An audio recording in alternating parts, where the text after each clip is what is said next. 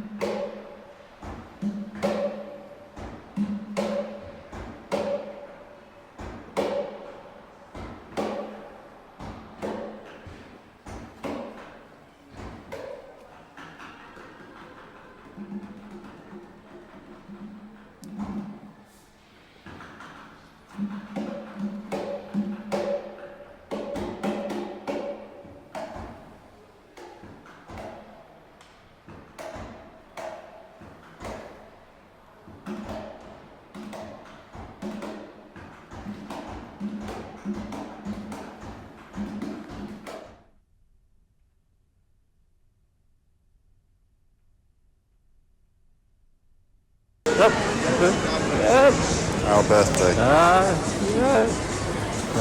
It's fine, though.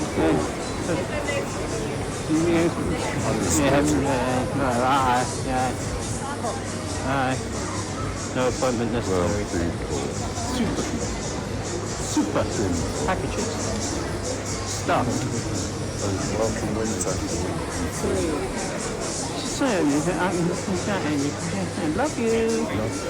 Love you more. 3 for 2 key deal. You don't need to go.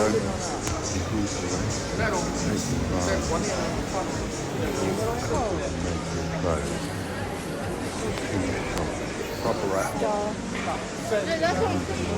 That's what I'm saying. Wolfman. Packed. Lola's.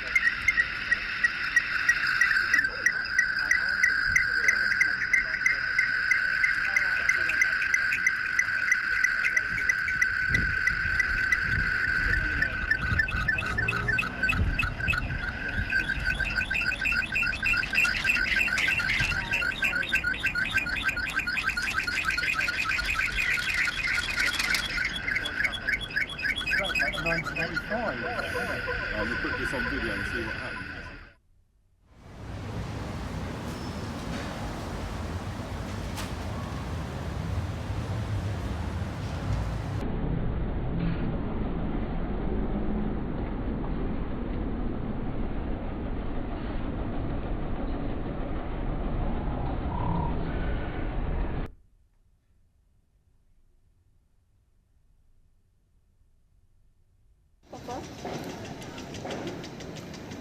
There's a gap.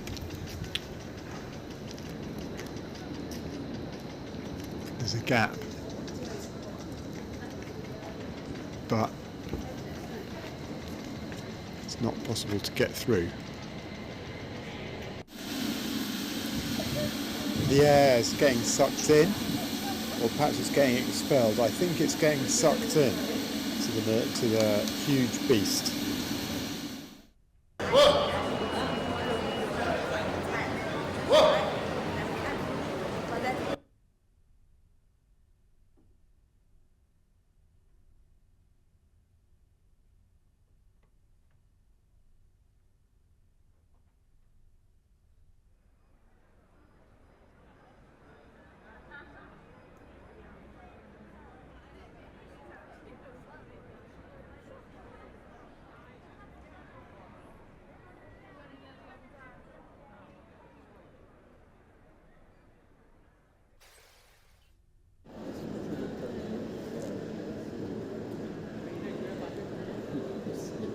They have,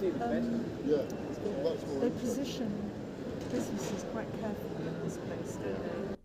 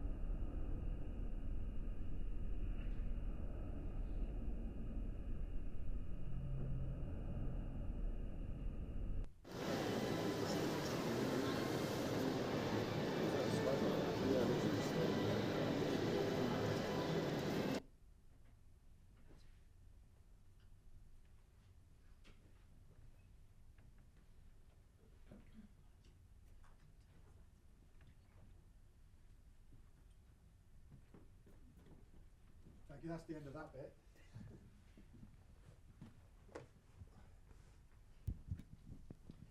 I hope you found that had some of the interest for you that it has had for us putting it together.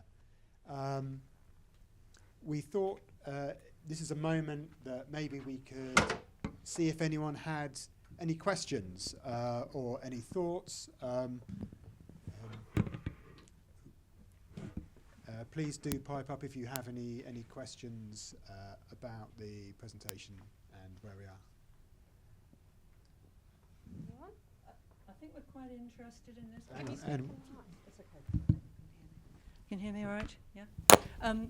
We're quite interested in just some off-of-the-cuff responses because we haven't actually seen this like this before. We're in the middle of the project, so it's a test, it's a sketch. So you know, it's kind of new to us, and because it's a shuffle, arbitrary play out anyway. Any off-the-cuff responses would be quite useful. And we could restate those questions that we thought were particularly relevant for us. What do we mean by landscape? What do we mean by field? What do we mean by field recording? What do we mean by collective activity? So, should I just and I'll just explain that what you're seeing on the screen at the moment is the Miro whiteboard that we use for our basically as a way of kind of collecting and processing and thinking about the material that we've collected in Westfield Shopping Centre. So I'll be sort of navigating around this as we hear your comments and so on. Oh, you've got one. Yeah, one. We all got. Hi. The microphone? Yeah, I got a microphone and everything. I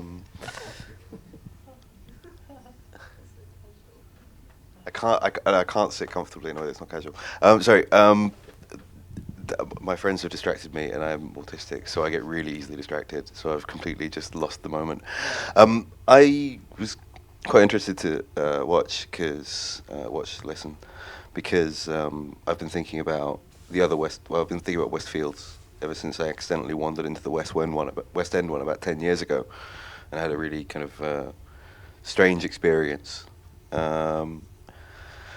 I guess the thing that occurred to me was kind of circulates around your first question that you wanted to. What do you think of a landscape? And I kind of share your, I think, interest in questioning like the traditional idea of landscape. Westfield, of either end of the city, is part of the urban landscape, and therefore an object of kind of artistic discovery. But I guess I wonder if you have any thoughts on how the form of Westfield influences the form of what you end up creating, because I was contrasting what the same sort of experience would have been like had you gone out into quote-unquote field, traditional field, whether that were in England or in some other place, you know, where the kind of ad hoc methods, I think, of capturing the experience would have kind of interestingly served these kind of traditionally majestic sort of spaces. And in this case, you've got something where the scrappiness of Westfield is kind of inescapable and also captured in, you know, a kind of arbitrary, kind of scrappy way, and those two kind of go well, but in a way that makes me really uncomfortable, and it's something that's quite hard for me to watch for an extended period of time. Yeah, I wondered if you had any thoughts on that kind of contrast experience, and how your methods kind of integrate with the experience of Westfield itself. I mean, others might have something to say, but I'd just like to say that I think the experience of being in Westfield is often very uncomfortable, and you know that was certainly for me one of the starting points. But yeah, I mean, I've gone on this journey with the group and hadn't really entertained the idea of a kind of hyper-consumer shopping centre in terms of a landscape, and I find a contradiction, really, in terms of that term land and scape, which suggests a kind of permanence in a way, but of course land isn't permanent, and nor is the idea of scape, if you take the meaning to be view. And also, I began to understand it or begin to try and feel it as a landscape, but it comes across to me, and I think to a certain extent others in the group, as quite a fetishized field. And it's got this subsoil of anxiety that exists there just beneath the substrate of the shimmering glass and metal surface. So I don't know if that really addresses your question, but there are these contrasts, of course, between that kind of place as a landscape and a more conventional understanding of the term. But it's a really intriguing exercise to perceive a shopping centre in landscape terms. I was wondering, Stephen, you've got quite thought through ideas about that idea, that phrase, landscape, haven't you? I mean, it falls apart in your hands so much. Sorry, it falls apart in your hands so much the more you look at it, the phrase. Yeah, I mean, I guess I'm sort of offering it as a sort of provocation, as a way of getting away from the notion of landscape or the field as simply being a fairly, how we can say, kind of conventionalized site of knowledge and experience, and by suggesting that, I mean, we're kind of thinking of Westfield as a landscape, as a field, but in the same way that this, I mean, what we're looking at now on the screen, the Miro whiteboard, which exists online, is another kind of landscape, is another kind of field that we're kind of using both to collect material, but also it becomes a construction in its own right. In the same way that a landscape or a field is a kind of construction, which becomes constructed through one's encounter with it. In the same way that this room is a kind of landscape, is a kind of field that we're all experiencing now. I guess, is that sort of what you were thinking of, John, when you said that? Yeah, I mean, I really liked your expression scrappy, because one of the things that we've experienced, and it's been we've been going there for exactly a year actually, all together, inhabiting the space. And one of the things I noticed today is how scrappy this presentation is, which is perfect. It's kind of full of jumps and cuts and scrappiness and awkwardness, and it is quite uncomfortable. But it also reminded me today of the temporality of landscape. It's not just a spatial entity, that there's a temporal spatial matrix there. And that came across quite strongly to me looking at it on this scale today. And there are periods of boredom, and there's periods of quick movement and distraction, because it's an economy of distraction, that place. And you know, that's how the place is designed and worked, with all its leakages. And temporality comes into that. Do we have any more questions? Yeah, do you want to pass the mic forward? Hi. Yeah, I mean, it's not. I don't know if it's a question, to be honest, but it's just like the one thing that was interesting to me while watching the presentation was actually the kind of the longer materials, just from, I guess, presenting the shopping center as it is, just kind of walking around and capturing people moving around. And I thought it's interesting because you can kind of see the unstaged sort of. I mean, I've been there many times, as in a shopping center in general, right? And so that I have my experience. If I made this if I made this recording, it would have had very different meaning to me, because I would remember my journey through it. I would remember the entire kind of memory around that experience. so I wouldn't be able to watch it in that way. And I don't think I've ever seen a recording from shopping center for that kind of length of time made by someone else, and just kind of like, you know, seeing people, you know, I've never actually encountered, and just in the natural kind of way they move around that space. So it was kind of interesting because I think there was a lot of things going on within all these humans, and you know, they were kind of engaging with different activities and occupying space in different ways. And I thought it was quite interesting because it was such a almost like fauna observation. Like, Oh, you know, sorry, say that word. Almost fauna. Like, is it fauna? Oh, yeah. Flora and fauna. I don't know how to Yeah, say it yeah, in English. yeah. Is that the word?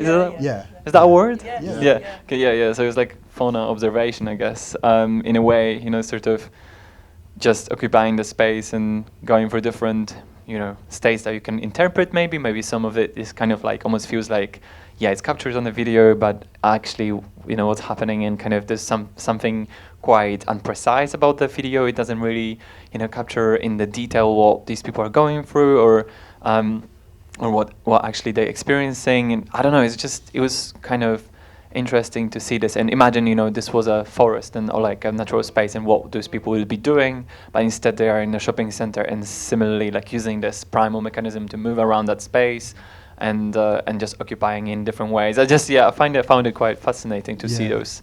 That's a really kind of relevant observation, I think, for part of how we've been working. I mean, the question is kind of like an anthropological question, maybe, and it brings a whole problematic with it, I guess. And one of the questions we ask ourselves and that we're working through is, how much are we apart from it? How much are we in it? And so, you know, some of those shots, you know, is it about us videoing ourselves, or is it about us from outside videoing something that we're separate from? And what's the kind of ethical and meaningful significance of that? Yeah, you mentioned the word observation. It's part of the practice, part of the experience. And it reminds me of, it was a kind of turning point in our work at Westfield. I think it was last December. We met at a gelato cafe up on the 3rd floor. And it was quite a good place because we could see what was going on. We could observe people just passing by. But then we had that discussion, which, as John says, was about, you know, are we just involved in some kind of mimetic recording exercise, or are we participants, or indeed is there an element of performance? So one of the things that we got interested in, I was particularly interested in, was this. As you can appreciate, there's a very strong visual experience of Westfield. It's the kind of first thing that hits you, but also there's a kind of background, an audio background, which is like a hum, which carries on and then is interspersed with periods of sharp noise. So I was quite interested to deal with something to do with thresholds, and to wonder what would happen to deliberately get someone to sing or voice a sound just above that audio threshold, and see what kind of reaction there was to that.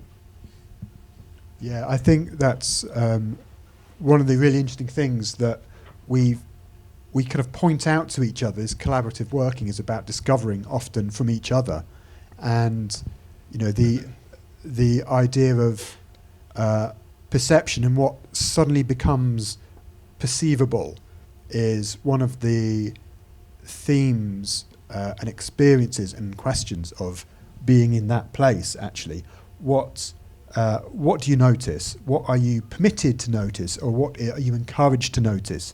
What can you find your own ability, your own route to being able to notice? Are you in control of your perceptions? What does it mean to move between these different levels of perception? How do you do it? These are some of the kind of questions that we've been trying to work through, really.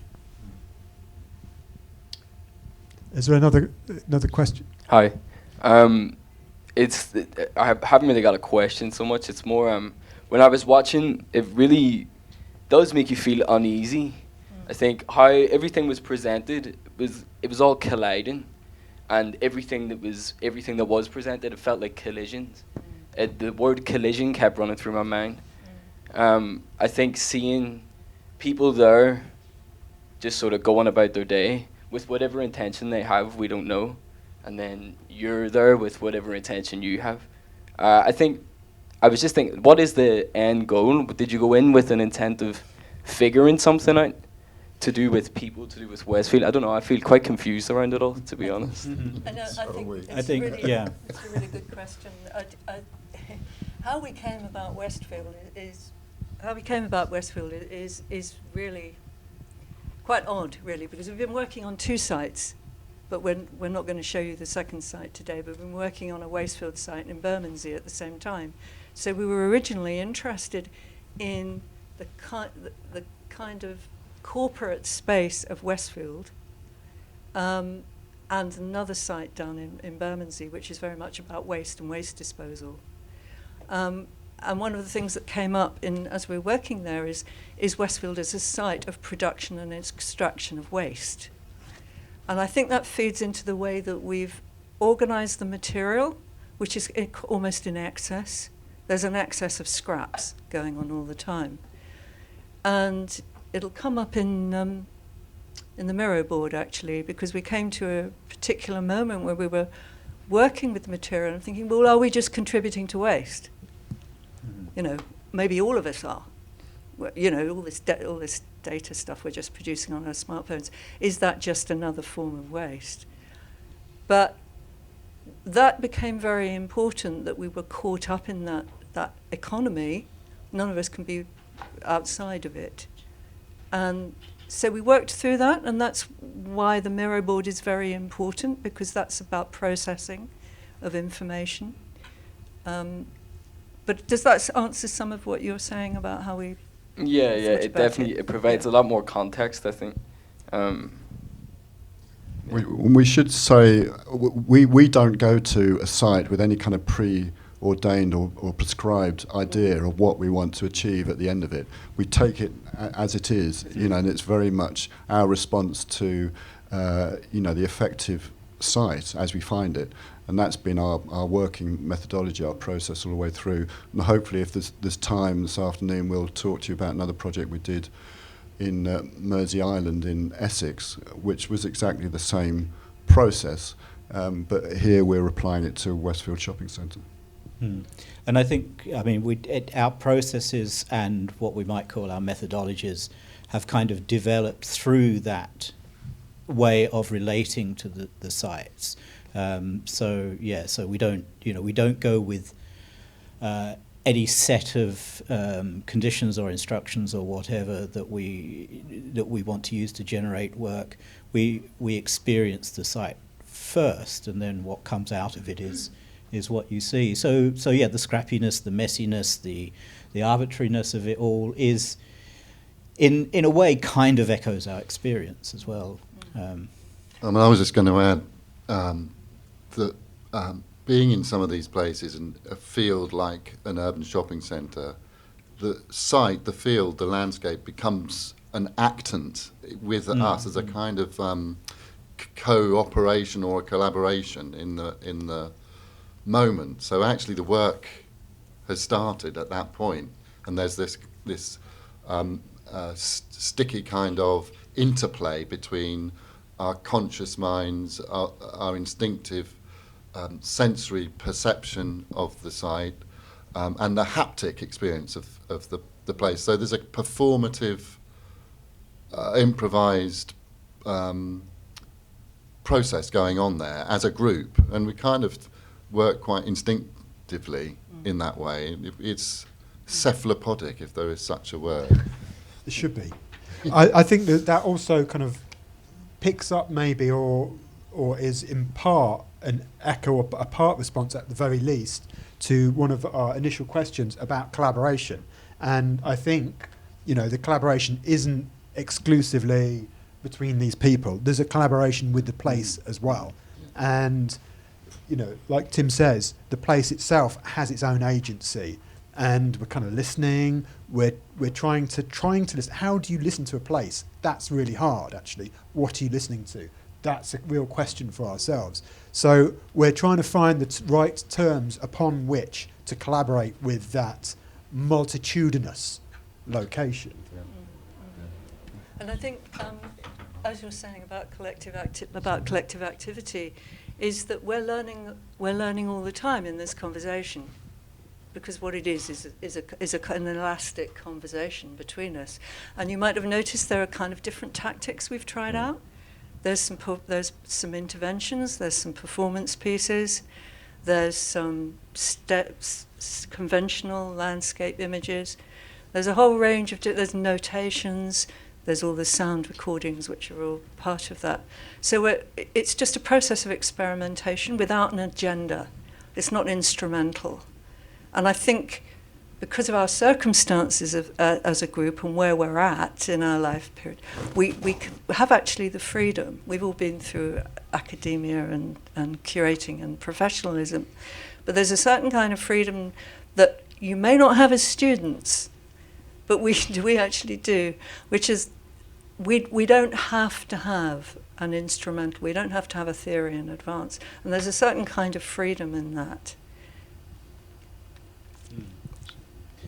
Would it be useful to just say a few words about how we got to where we are now in terms of how we work as a group? Because we used to be... Yeah. So Susan and I were, and I still am, based at Central St Martin's. And we really started out as an opportunity for research students to present their work. And we encouraged people to be performative, experimental in terms of presenting their research, rather than be confined by the kind of strictures of the usual sort of 20-minute PowerPoint presentation that most, certainly, PhD students get sort of, funneled into doing at these things. So for many years, we were working within the context of research at Central St Martin's, but then through a sequence of various circumstances, which I won't go into in detail, but we reached the point, and this happened just before the pandemic, just before COVID struck.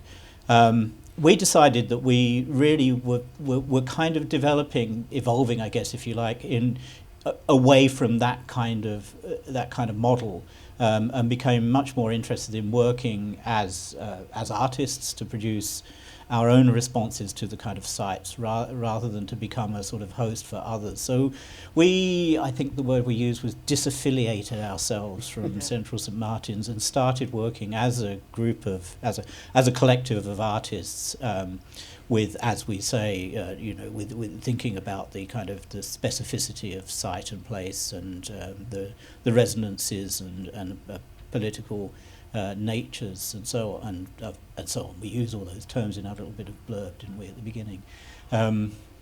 So that's kind of how we got there. So when Susan says that we've been through all that, we really have, and we've kind of come out the other side with this new approach to working. And I think we have in the past spoken quite a lot about how one works collectively, how one works collaboratively, what is the relationship between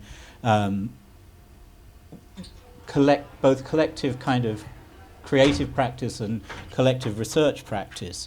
And the way we work now, I think we've kind of reached the point where we do a lot of that without really thinking about it too much, where most of our energies go into how we bring a lot of that kind of knowledge and experience that we may or may not have to bear in the particular sites that we find ourselves in.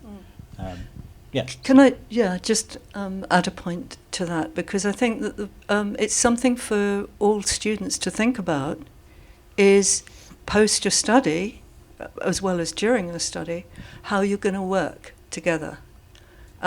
That's a political and an economic question. We've come up against that because it's kind of like we've been kind of students, and now we're just out in the world, and you know, this question of all we have in the end, and I think precisely at the moment, is all we have is a conversation. You know, things are tough. Things are tough politically and economically.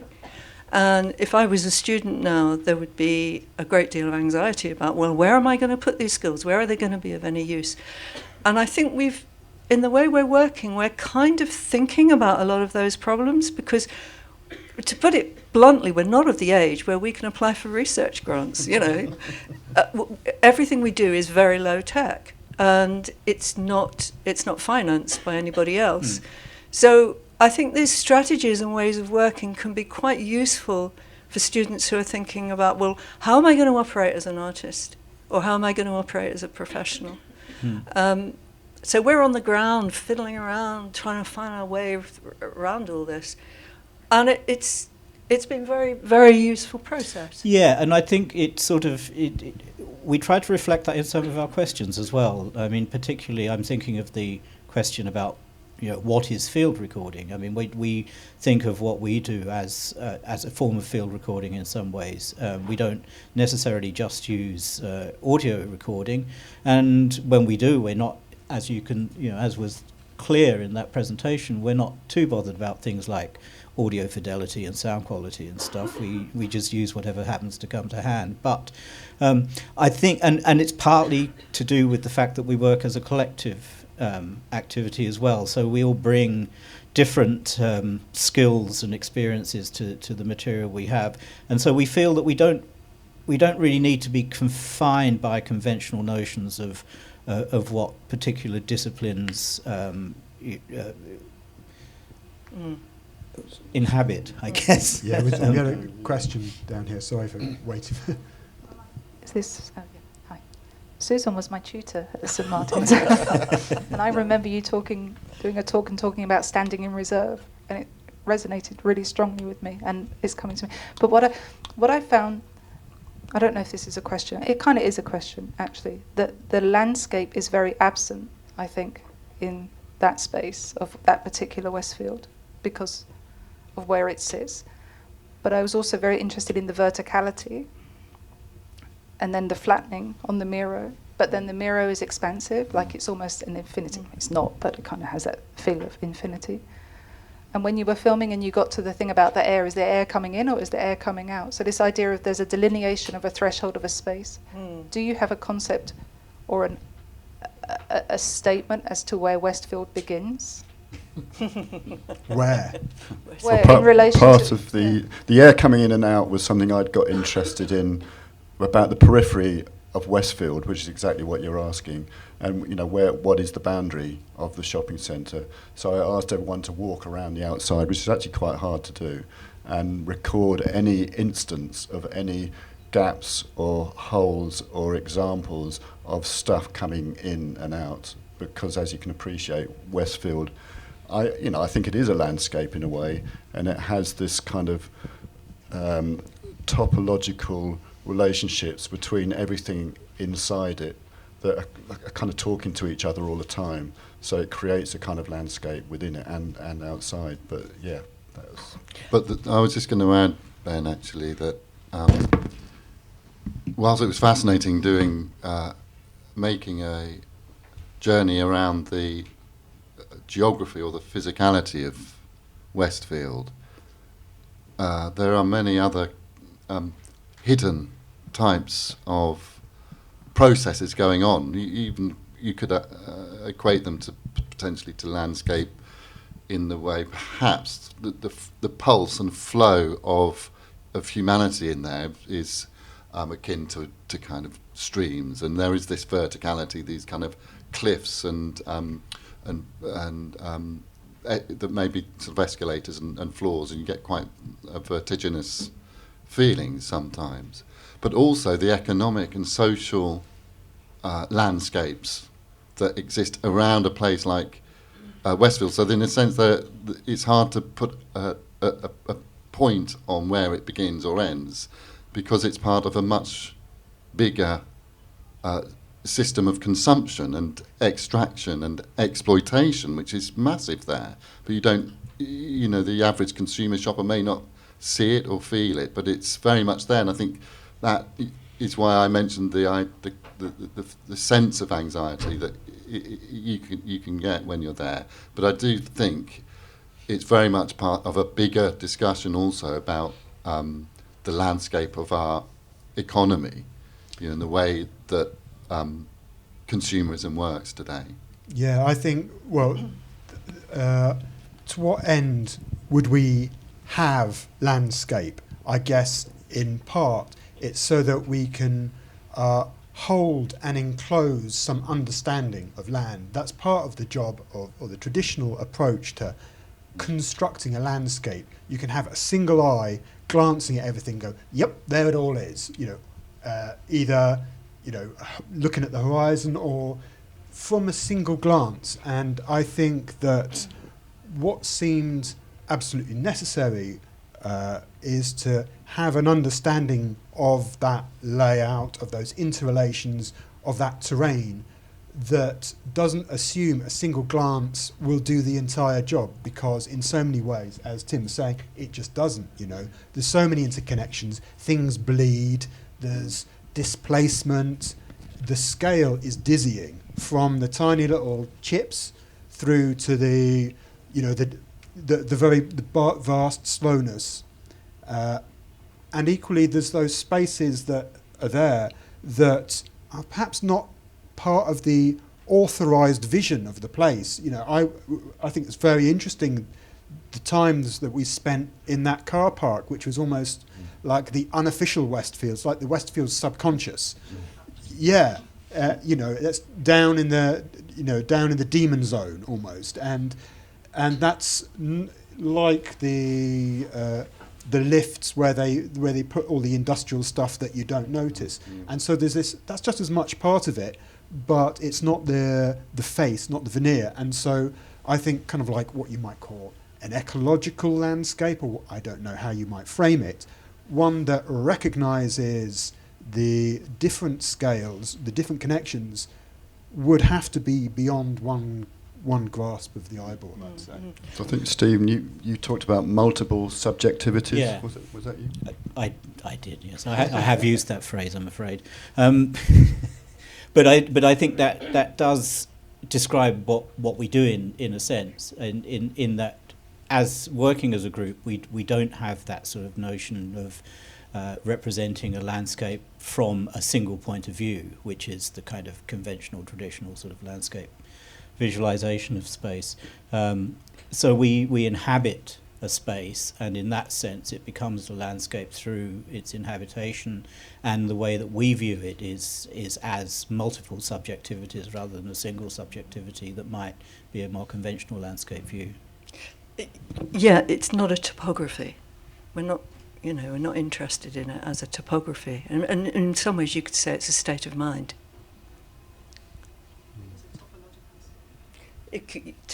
Yeah, exactly. Yeah. Can I feed in some comments from the online guests? Hello, online.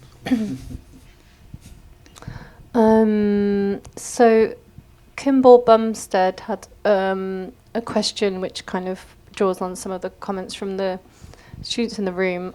There was an interesting reference in the video to the extraction pipe as either sucking or extracting air into, quote, the beast.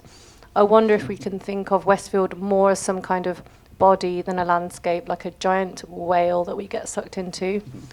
Less of a question. And then Julie Marsh shared an observation. I'm particularly drawn to how this presentation is an expansion of this experience.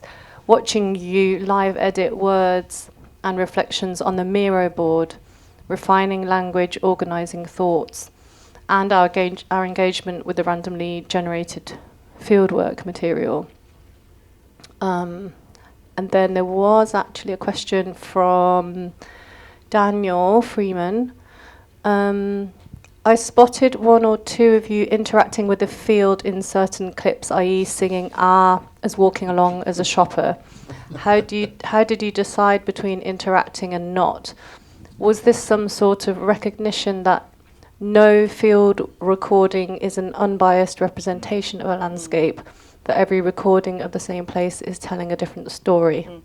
Great question. Yeah, that's well. It's I mean, we in some ways we sort of take that relationship as a kind of given, but yeah. I'm not sure how to answer that. I'm wondering if at this point it Yeah. might be useful to look at the Miro board in silence and let people. I've got a feeling that. How are we doing for time? 10 to 4. 24. Yeah. So are we going to talk about Mersey? Yeah, we need. Should we just quickly? Yeah, so perhaps if we can, because you'll have seen the Miro board, this whiteboard that's cropped up and is rolling here, which is one of the layers, one of the scales in which we're kind of like working, and we thought we'd maybe just navigate around that for a while. Yeah. Because it's a landscape that we're working on in parallel to Westfield Shopping Centre, so the two things are ongoing together. Where should we go? You Just tell me where to go. Just run I'm- around. It might be worth I'm driving you. zooming right out and Which so they can see the whole thing first. Yeah, I mean, this is It includes both sites, so there's Westfield on the left and Bermondsey or South East London so yeah. Waste So is the on other the right. the other site that we've come to call the South East London Wasteland is the area from roughly South Bermondsey to Deptford and New Cross, which is a sort of site of various forms of waste industry, let's say. There's a huge incinerator there, there's lots of kind of recycling centres, there's scrap metal yards and so on. And so we began to we chose the two sites, although we've concentrated on Westfield today. We chose these two sites at the same time and have kind of explored them in tandem with each other, adjacent to each other, and have occasionally talked about how we might make connections between them, but so far haven't really come up with anything that has an awful lot of traction, apart from perhaps some of the sort of things that you were saying earlier, Susan, about waste and consumption, and how the South East London Wasteland site is sort of the other end of that whole equation. But I think it's more a obvious case point. that Westfield has just taken up so much of our energy. It's been quite intensive, and I think we're ready to go back to Bermondsey, and at some point there will be something that moves between both sites. That's where it is, if anybody would like to visit it at some point. Millwall Football Club's right in the middle. It's very much, yes. John, I Millwall. think we ought to go on to Mersey if it's Yeah, sure. We can. Can I just wanted to make one comment on that? I think it might have been Julie Marsh who said about the recordist is not unbiased, and I think that's really important. But we go into a site recognising that we have our own biases, our own subjectivities, and what we're trying to do is find this kind of shifting zone between trying to record and making an intervention, so it's a kind of difficult area to pin down, really. But I think that's the area that we're trying to find our practice. It's a really important question, a really important area, and we've been thinking about the idea of thresholds, or using this idea to see if that's useful. And there's a threshold between being absent and being present, which is explored in exactly those questions. And some of those little experiments, we're intentionally present, like walking and speaking at the same time, bouncing your own voice off the site in order to hear it better, perhaps. And also, when we're walking around and videoing those people going about their normal days, we were all in the background doing other recordings as well. I don't know if that was visible, but intentionally being part of what we collect is absolutely, inescapable, I think. I think there's one thing finally to say before we move on to Mersey is everything that we've recorded has been on our smartphones. And Westfield couldn't exist without people using smartphones. It's so completely integrated into the fabric and the functioning of that place. And if you look at the material, you will see, you know, while you're watching it, people are just glued to their smartphones the whole time, whether it's for financial transactions or for just conversation or social media engagement. And I think, you know, it became, I don't know whether we even really thought about it, but it was quite clear that we were just going to use our smartphones. Because that's part of the fabric of the functioning of the life of the place, of which we're part of. Tim Ingold talks about taskscape, doesn't he? I suppose there's a mobile phone taskscape that moves from the people who are wandering around doing their shopping equally to us as well, kind of like folding it into some sort of art. Yeah, because we're kind of consumers at the same time. Yeah. You know, consumers and producers, such as everybody else there. You know, it's a complex place. Yeah. So just one question from one of the guests online. Chris asks if there's a way of looking at the Miro board via a link. Is there a link? Is this public or is this just for presentation purposes? At the moment, this the material around Westfield and South East London is it's our private space, if you like. It's kind of like our shared sketchbook. So we probably better not make that public. But there is some material. In fact, I'll move to it now. This was the work we. This represents the work that we did on Mersey, or it reflects the work that we did on Mersey Island, which we can talk about a bit. And it is online. This and this is online, and this is publicly available from our website. And this really, this particular Miro board is based around an exhibition that we had in 2023 at APT Gallery in Deptford, which was a way of both displaying and processing the work that we did on Mersey Island. So if we could talk a bit about that. Yeah, we could just say a little bit about how it came about, because we I'll start off with this one. We had been doing a project with the London Museum Department of Archaeology, and we'd done an earlier project which was called the Landfill Report, which was based upon a leaking landfill site into the lower reaches of the Thames. East Tilbury. London Museum of Archaeology had introduced us to that.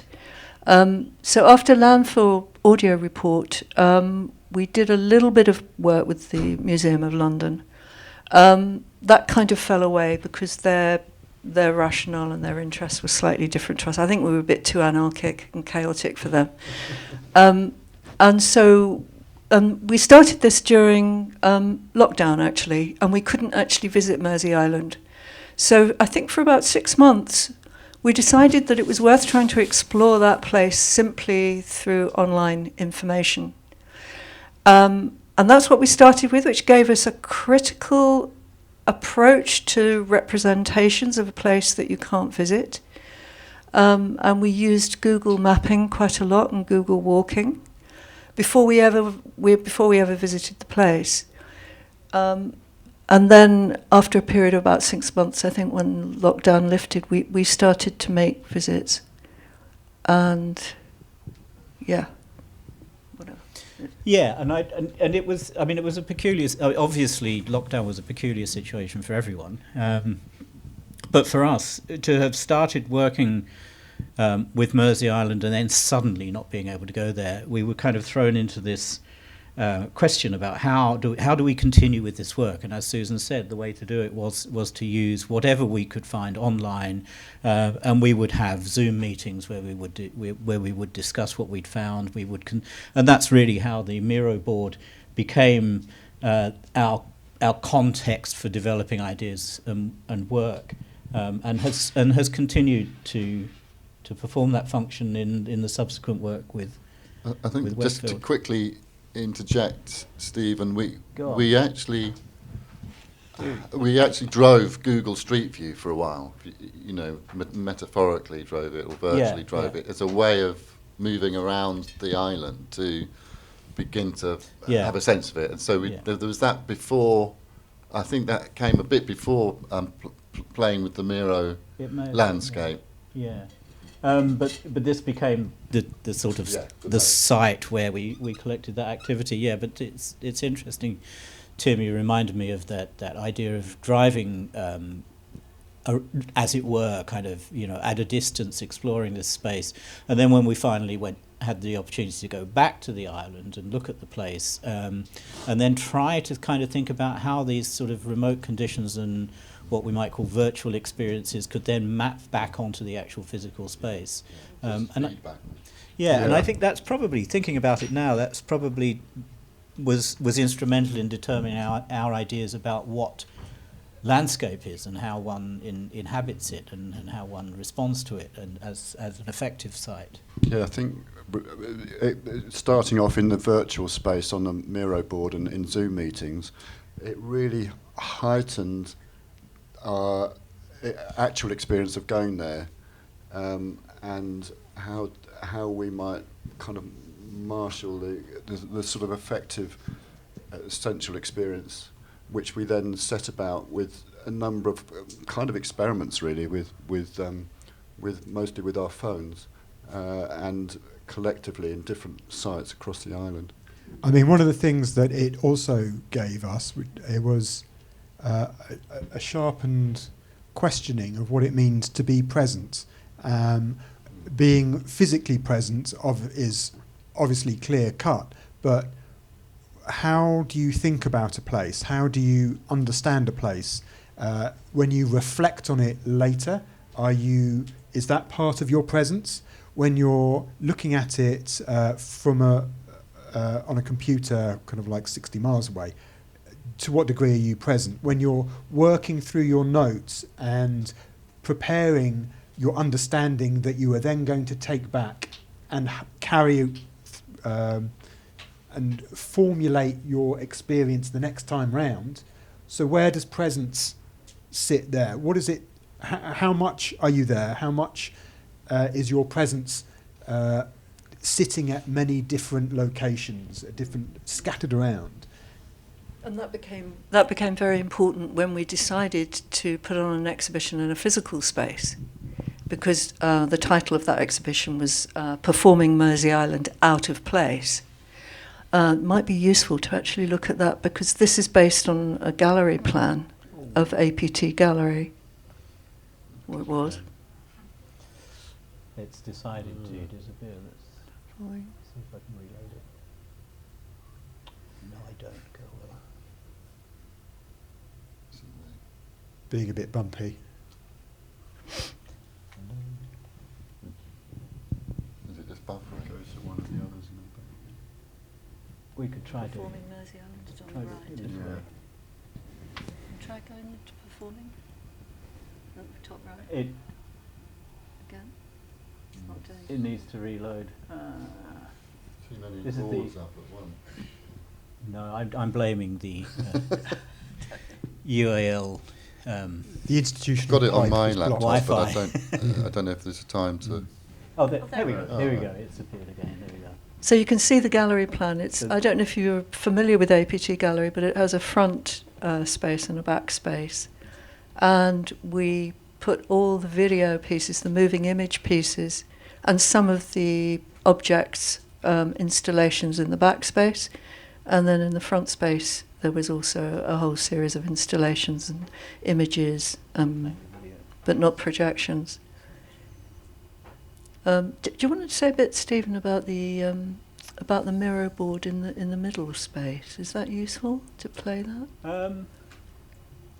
Maybe not. Yeah, I tried to. The YouTube videos won't play. They're not downloading. But yes, in this middle space, you can sort of see it on the thumbnail for the video there. There were 3 screens, and each screen was a kind of animated flyover the Miro board, screenshot and recorded, and then replayed back in this space. So in that way, navigating the Miro board itself became part of the show, and by implication, part of the landscape, which was the landscape of the gallery space as well. So we were thinking very much about how this wasn't just a question of how one displays work that has been done, but how that display becomes another kind of tactile environment in itself that we're working within. Yeah, work on site, really. It's another site, yeah. Yeah. I suppose kind of like what this is kind of proposing is that every time you engage with something, it changes. I mean, that's kind of like the underlying kind of commitment, really, of our approach. And we're recognising that the different sites that we have some kind of dialogue with are all changing. Ourselves as a collective, we, you know, our positions individually and collectively change, and when there is an outcome, a work, then when that is engaged with, that's not static too. So I think kind of what we are coming up with and resulting with is kind of like multiple layers that, as we said at the beginning, are not settled. Were there any more? Another question. Have you got the mic still?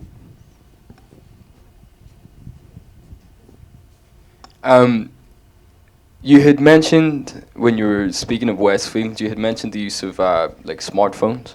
So you as researchers using them and for your recordings, and shoppers using them as well. I just wondered if you have any reflection on, well, smartphones are sort of the cause, or online shopping, I guess, is the cause of the decline of shopping centres in these sort of spaces. Do you have any like reflection on the use of smartphones or these like personal devices in a space like this? Because it's going to be the downfall of these places that might not exist relatively soon. Well, I think the space isn't just there for consumption. There's a lot of other things going on in that space. There are homeless people in that space. There are kids on, using that space. It's a very complex nexus. There's a lot of social chit-chat going on. There's a lot of selfies going on. It's incredibly popular for people to hang out. There's the central space, I don't know if you know it, but there's loads and loads of eating places. And it's rammed. It's absolutely rammed. And then there's the cinemas. So the use of a smartphone is completely integrated into everyday activity. So it's not just for a financial transaction. And of course, lots of people go to those places just to window shop and hang out together and then go and buy something online they've seen. So it's not straightforward, I think the traditional high street does get hammered because of the move to online shopping, sure. But I think what's interesting is this shift in kind of like the wider consumer landscape and, contemporary conditions, so that there are these kind of like hyper-focused locations where you can kind of inhabit and perform a bit of that kind of shopping glamour, maybe buy some stuff.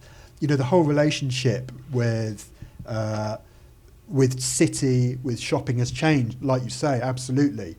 But I think that the things that suffer are the traditional high streets, which are trying to become destinations rather than just places you get stuff.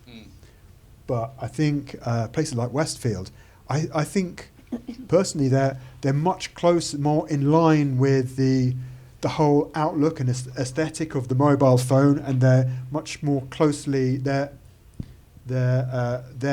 histories are benefit from each other. That's my personal. I was gonna. Yeah. Were you gonna go, Ben? I was just.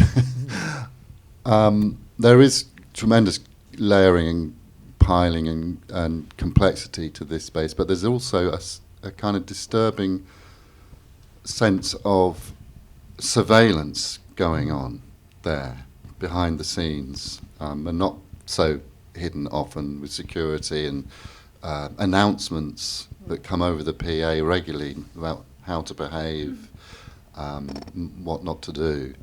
And I think it's become it's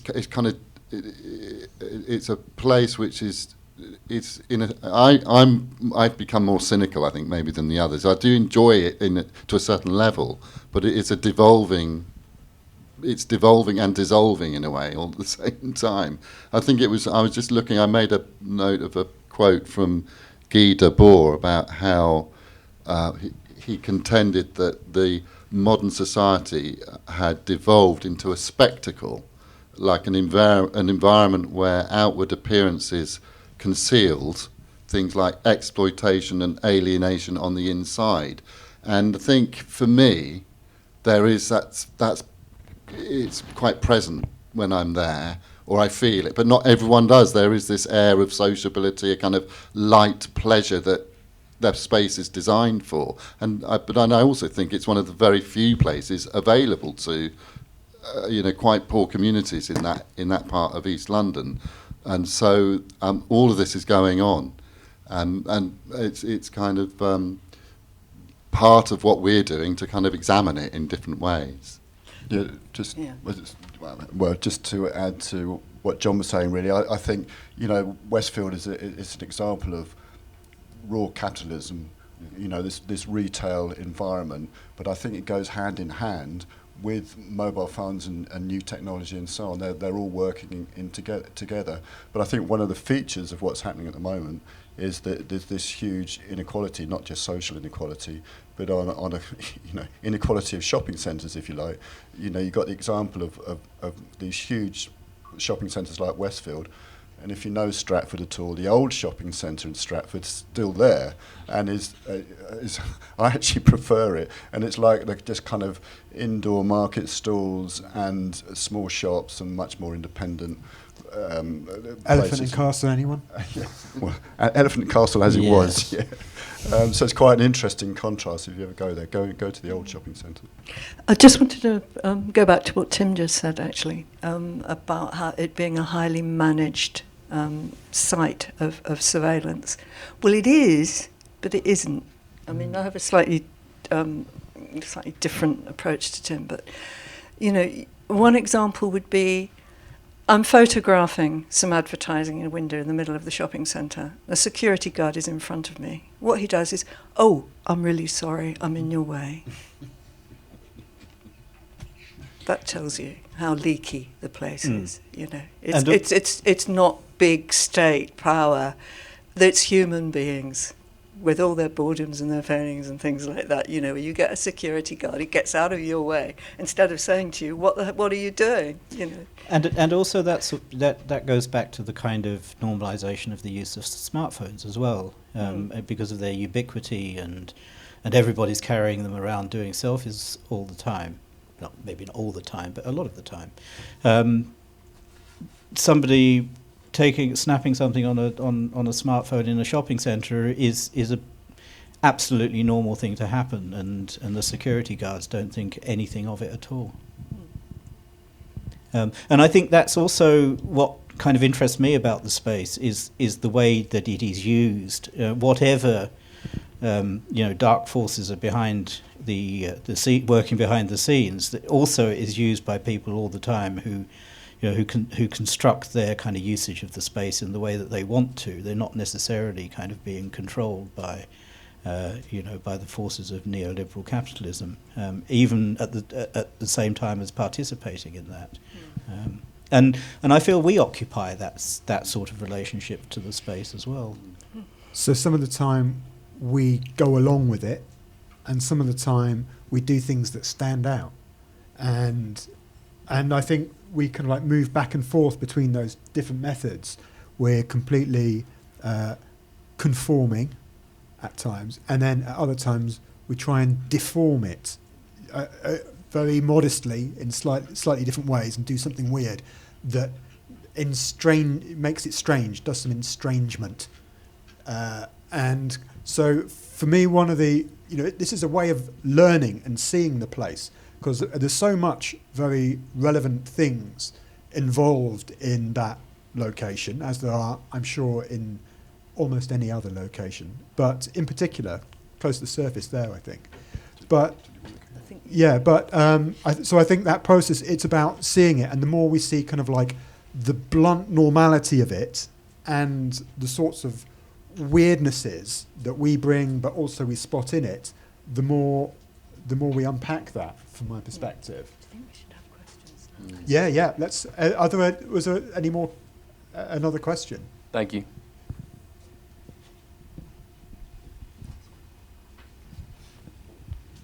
Thanks. I'm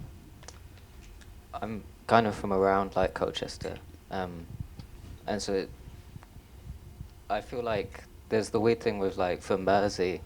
When I think of Mersey, I think of like the road going onto the island with the kind of like marshy-ish like water. The Strood. And then I think of looking like over the water and seeing like Bradwell power station. Yeah. And the same thing with then Stratford is that I think of, like I try my best to not go inside Westfield, but I think of being at the station and kind of like looking at it, of the kind of like mess of like buildings that are kind of like stacked on top of each other from a distance, and that kind of area. And I think this is just as much like the perspective of like always looking at those things like from a distance, instead of the kind of like Walter Benjamin like inside, like watching, observing people walking around and that. Yeah, it's strange. And then with like coastal places like islands and then like seasides and that pleasure beaches and stuff like that, there's always like those weird like there's lots of like strange kind of like vibes like Clacton and stuff of like yeah. Yeah, I think that we sort of had this feeling at some point, what on earth are we doing here? What on earth are we and the same with Stratford, actually, with Westfield. It's like, what the hell are we bothering with this? You know, it's really quite tough. It's quite difficult. But there was a thing about Mersey that did attract us, and I think it came from the earlier landfill report work that we'd done on the Thames, which was the way in which the coastline is being eroded around Mersey Island. And because the ownership of that land, people who live in properties close to the shoreline own that bit of shoreline. So there's a huge amount of dumping around certain parts of Mersey Island of just waste, just to, you know, that you can just do that. So that had attracted us. And then there was the stuff that you were interested in, the breach. I was just going to say, there's this incredible place we called the Breach, which we got fascinated with, which is an area where they've deliberately let the sea defences break down, and so the sea is coming through. I'm not sure if we'll be able to play any video. The sea is coming through and it forms a lagoon at high tide behind the sea defences, so we did quite a lot of recording around that point, and you can't really tell from this presentation, but underlying a lot of the work that we were doing was the idea of rising sea levels and climate change and so on. And we did an awful lot of collective performance work, which isn't apparent here from this slide, but it is on the videos. Acting like Tim, I think Tim, you were saying, was it a cephalopod you said? Yeah, we did. We very much did move like a squid or an octopus. Yeah, we did all kinds of experimentations with collective uses of phones and actions, and generally had a good time. Yeah, it's a shame it's not showing. It's not downloading the videos. But that's where it would be if it were. You get a sense of it in that photograph there. Is it worth going back to the questions? Yeah, is there? Yeah, do you want to restate the questions? Is that a good idea? Yeah, Susan's thinking that perhaps we should, have another look at those questions, which is, and what we asked was, what do we mean by landscape? What do we mean by field? What do we mean by field recording? And what do we mean by collective activity? And just, I wonder if anyone's got any thoughts on those, yeah? I don't know if this is going to be linked very well, but I'm particularly fascinated with your waste disposal project. because I live next door to the Big Cigarette, which is what we colloquially call it. And I guess I was wondering, when you're doing your exploration, how much are you involving locals? Where is their landmarks within the perception of those conversations? I guess you might have seen us laughing earlier. It's because literally I've been so obsessed with the Big Cigarette to the point that I've started like a thing on Instagram about it, where people are now invested in when I share photos of Big Cigarette. And I've got a whole album. I've also got a collection of the reviews on Google. Like, it's become a whole muse. But it's like an actual, I love the Big Cigarette. It's like a real, like, I'm home when I'm next to the Big Cigarette. And I find it so odd because it's like a real contrast between you have that, and then you can also see the shard behind it. And it very much is like you're in the southeast when you've like you're by your landmark. So I was wondering, like, for me, and I know like lots of other locals that live there, like, it's a really positive association of like a home, even though it's like a weird polluting chimney. But it's like it marks where we are, and it's a community thing. And I was wondering, like, as an outsider, if you don't live in those areas, like, how are you framing those landscapes in ways that might be from a different perspective, that might frame it really negatively as like a waste disposal thing, for example? Well, we're fascinated with Millwall Football Club, actually. That's our big obsession. Well, actually, one of us does live there. I live very close to it as well, which is why, I mean, that's how we came upon the site in the first place, because I kind of identified it as the wasteland, just as a result of walking around there myself, and it's a fascinating sort of liminal space, really, to use a cliche. But have you actually been round Selchip? It was open one of the open house weekends, and I did the tour of it. No, I didn't go in, but I've read reviews on the tour, and they're really great, apparently. It's very educational. Huge furnaces in there. But you've opened up, well, which could be a much longer discussion about, do we engage with people at these sites that we go to? And we're not even sure of the answer to that, but we've kind of steered away from it. And we had a big discussion about it on Mersey Island. And in fact, we did do a public event at the local museum, if anyone, I don't know if you know. Ironically, I actually lived near Mersey as well. We used to get stuck on the island because we also forgot the timings of the bridge. So we got friendly with the people that ran the museum, and we did have a kind of event and invited people to come along and present what we were doing. I'm not quite sure what kind of reaction that gave, but it did. It was a kind of, we haven't really come to a conclusion about it, but it doesn't completely rule it out in the future. But it's a big discussion. Yeah, it is a discussion, because I think we're not involved in a social science project. And we will continue to talk about that, but I think that it's very clear that we have not been trying to represent or engage with the interests of others. That's not our primary objective at the moment. It's interesting they're talking about landscapes, and at what point you cut people out of landscapes, because people then become the landscape, obviously, with graveyards and things. So it's interesting to kind of like get very entangled and complicated. Yeah, quickly, I mean, as in Westfield, we're totally involved in amongst that crowd, that flux. I mean, I think with Bermondsey, we did spend quite a bit of time. We've got to do a lot more work there, actually. And I think getting this to this stage has invigorated us for going back and thinking about how we're going to approach that.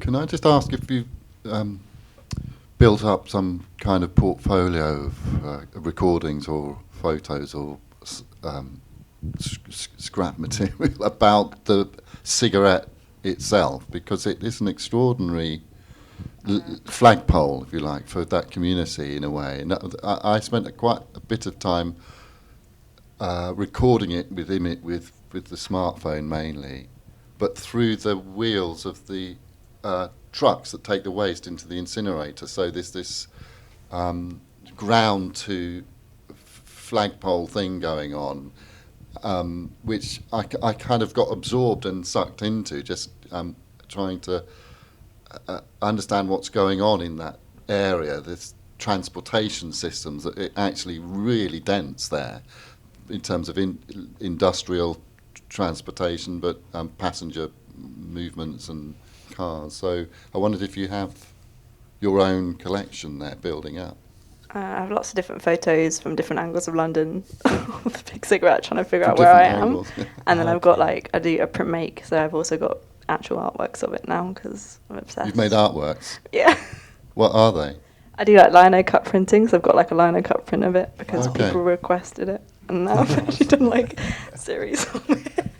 And I've got like polls on Instagram and like archived things of different photos of it and people responding to it. Ironically, one of the reviews is like send it to Dartford, and that's become like a bit of an in-joke with my friends. If we see something we hate, like Dartford's the new Room 101. So I've got like all this Poor old weird Dartford. like, I don't know, that's another one. Maybe that's your next project, like what's going on in Dartford.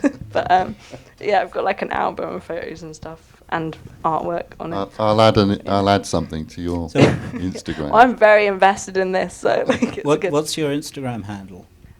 I'll come tell you at the end of it. I don't want to think about it, it's embarrassing. I was just going to look it up now. But So, I mean, in terms of kind of like, you know, what do we mean by landscape? I suppose like landscape's often kind of like quite a loaded idea that that presumes some sort of bucolic or idealistic kind of like view. And if we're, you know, we've already talked about moving away from a single snapshot eyeball take of landscape, but there's also this kind of like idealized nature of what you see. And so, you know, what's in terms of have you just answered that about Bermondsey, your position about the South Bermondsey landscape? That's a landscape and you're proud of it and it's great, and it doesn't have to be necessarily, you know, covered in flowers to be fantastic. Is there other things that you think are worth thinking about in terms of that landscape? Talking of flowers, there's a huge amount of wildlife and flowers in that whole area, that waste. That is area. true. Much more, That is it's true. much more rich ecologically than anything you get in Westfield. Oh yeah, no, that's for sure. What was the question you were asking? Was it a rhetorical question? No, I'm just really interested in kind of like, do you land, you know, having done that work and looked in it and lived in that place, where do you come out thinking of it as a landscape? How does it change your idea about what the word landscape means, perhaps?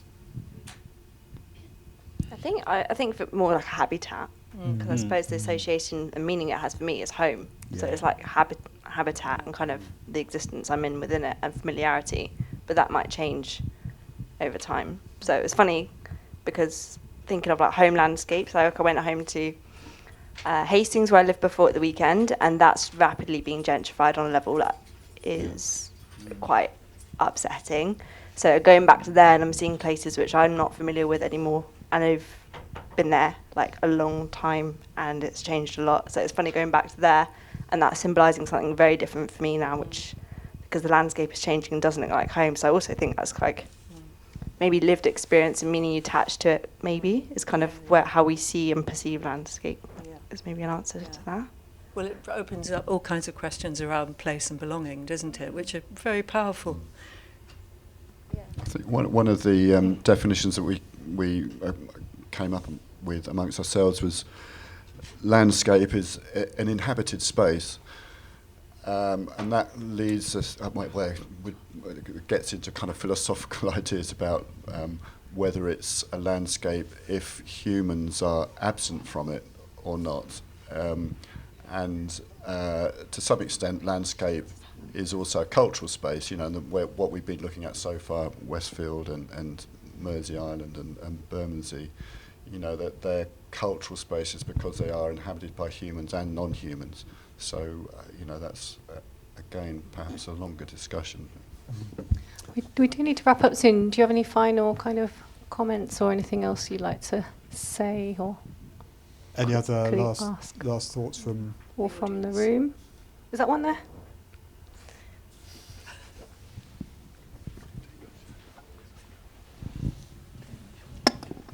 Hi, sorry, I was waiting for some elaboration because I remember you talk about the video about like audio visual at first. I'm waiting for some elaborating for that, but it seems like just all about landscape. But I'm just quite curious about because there's like a lot of space that you intentionally muted and the spaces you erase the image. I'm just wondering what is the like the storytelling or the relationship when you decided to do it in the video. Yeah, what's the audiovisual represented in that? I think that's simply because there are a number of different media. Some of them were still images, some of them were videos with sound, and some of them were just sound. So there wasn't an image. So it just simply reflects the media that we were using to make the recordings. Yeah, as a patchwork, like a toolbox, a toolkit is what we're thinking, and we're assembling a patchwork view rather than a tidy, coherent view. And so it's a range of different media approaches. But I think the part of our sort of what's the word, provocation, is that that they're all field recordings of some description. But it does become another field as you're watching here. So actually the blank or black or grey space when the audio was on is something to consider here as either landscape in this room or as a type of field. I was just wondering if the silence was one kind of like expression inside the videos, because some part is actually they have moving image but you have no sound. Yeah. So, I mean, we were using the material that we had to hand, really, in that sense. I mean, what was kind of interesting, I guess, to me is that because we're playing this in arbitrary, the playlist is on shuffle mode, so it's playing in arbitrary order. We were kind of seeing things in sequences that we hadn't seen them before. And there was one section where, for whatever reason, there was a cluster of material for quite a few minutes that didn't have any sound at all. And I was kind of quite interested in the sort of the tension that starts to build in the room when there isn't any sound. I mean, it was completely out of our control in that sense, in terms of the the order of appearance of the material. But that was a sort of encounter with something that was happening in the space that is I guess in a way sort of mirrors the way one might encounter things in any space in any time. But we didn't set out to. I mean that presentation wasn't edited in any way. It's just a collection of clips or audiovisual clips that are presented randomly. And we don't, even when we go to these sites, we don't really discuss who might do sound recording or who might do video or why would we not have sound with video and so on.